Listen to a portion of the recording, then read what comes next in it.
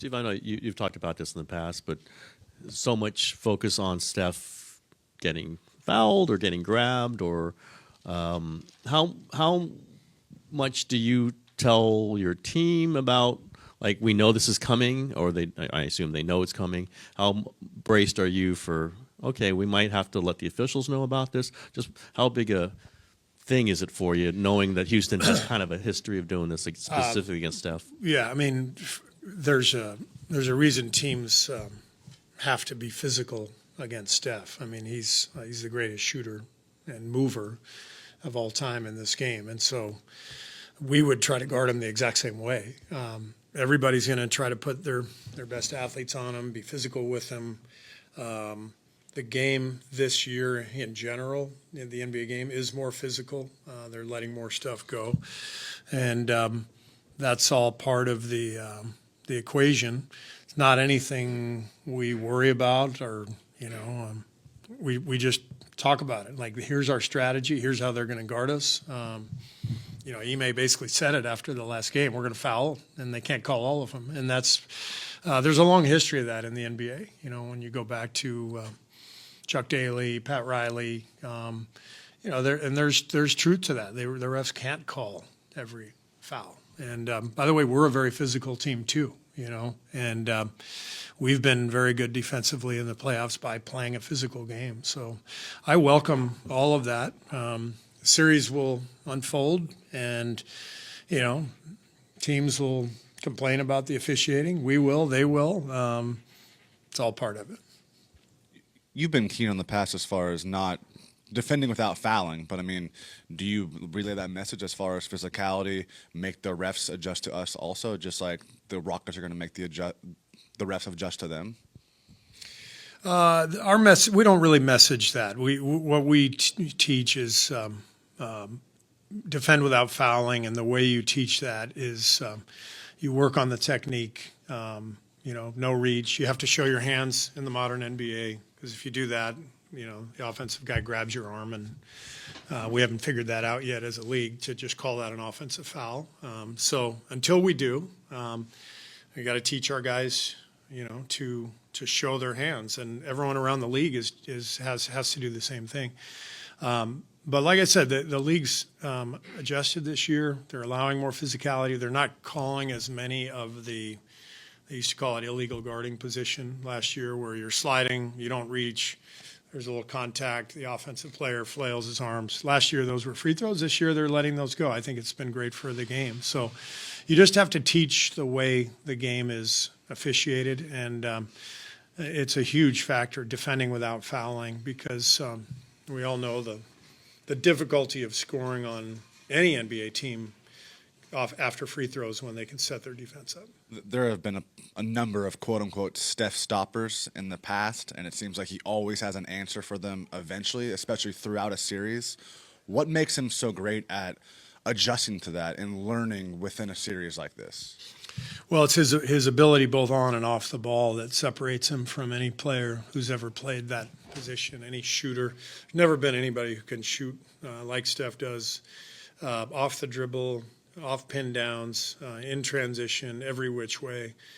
And so there's a fluidity and a motion and a beauty to Steph's game that comes from understanding the movement and the spacing on the court, and coordinating that spacing with his teammates. And if he does that well in concert with his teammates, he's going to get some openings. And with Steph, all it takes is one to get him going. Hi, Steve. I was curious if you could reflect on sort of the arc of Brandon's season and what you guys need from him in this series. Obviously started slowly, had his injuries, and then really came on the last couple months. And I was just looking at his log the last few weeks. I mean, huge games against the Lakers and the Nuggets, good game against the Clippers on Sunday, and then obviously didn't play that well Tuesday. I'm curious how he's evolved this season and what you need from him in this series. Yeah, I just think development is never linear for anybody. It's there's always dips and ebbs and flows, however you want to describe it. And I think what happened with Brandon early on is we were loaded roster-wise with a lot of guys who could play. DeAnthony Melton was going to be our starting two guard, and was fantastic in that role. And then obviously tore his ACL. But we had so many guys who could play that it was hard for Brandon and hard for us, frankly, to really just say, here's 30 minutes. And, he had to earn that. And early in the season, I think he was pressing. So he really was missing shots, getting frustrated, and not flourishing in the stuff that he does, which is to read the game and kind of run through closeouts and move the ball. And we were trying to play him directly on the ball quite a bit because we lost Chris Paul, so Brandon became our backup point guard. And I think that role is tougher than the one of being a combo guard and playing off the ball and making plays as a secondary ball handler instead of the primary one. So all of that was part of the adjustment. When we made the trade for Jimmy, everything changed. It clarified his spot in the starting lineup. He is the secondary ball handler when Jimmy's out there and Steph's not, which is a perfect role for him. He can handle it, get it to Jimmy. Jimmy creates the advantage. Now all of a sudden, pass to the weak side, Brandon's running right through the catch, getting to the rim, making plays. So a different role because of different personnel. And once he found his stride, the jump shot followed.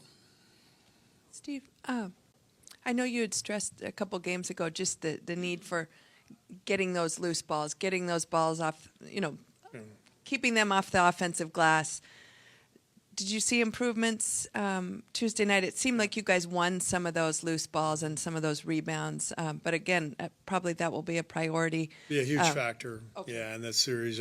Houston's one of the best offensive rebounding teams in the league. They're very athletic.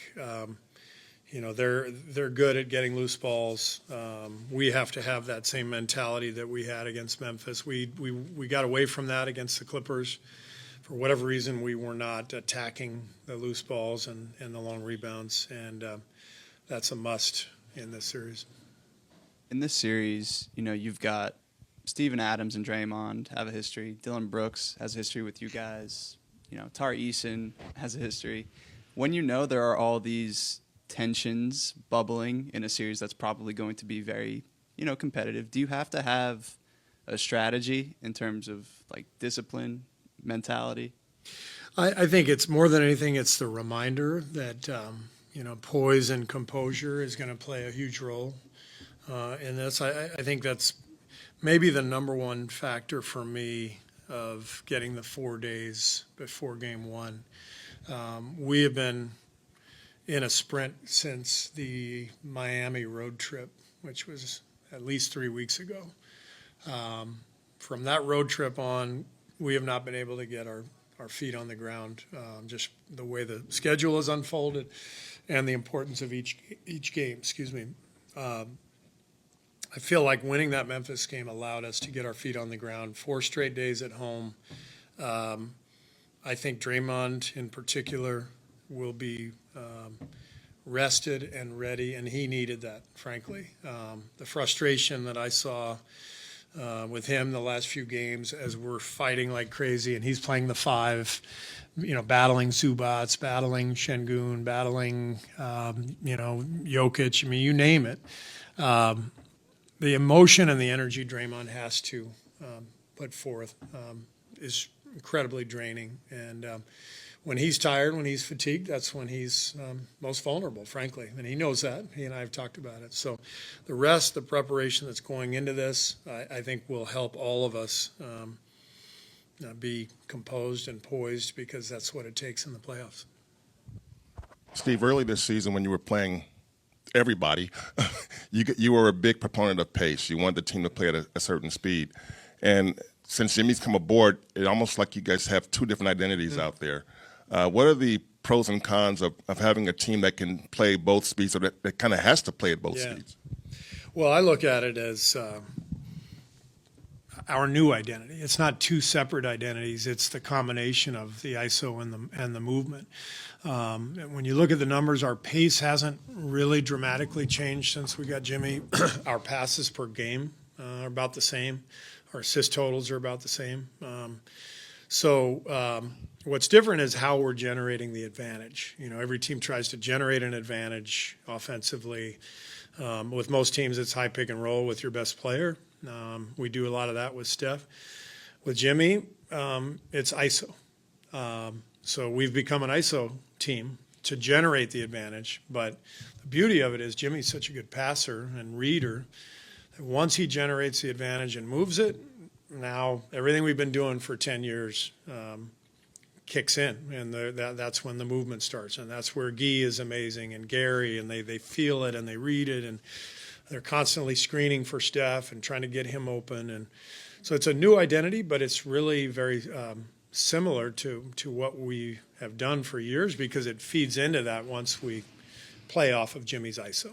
So it seems like when your offense does get static, it almost looks like sometimes like Jimmy's waiting for somebody to move. And how frustrating is it when you know that's what Jimmy needs and guys are not moving? Well, it's different. It's because it's a combination of the spacing first and then the movement, and we're really dependent on Jimmy to create the advantage, and we don't want to cut into his space either. So there's definitely a feel to all of this, and that's why you need the spacing, and that's why we've got to keep practicing and keep working on this stuff. But look, it's worked. I mean, we're a top 5 offense since we got him.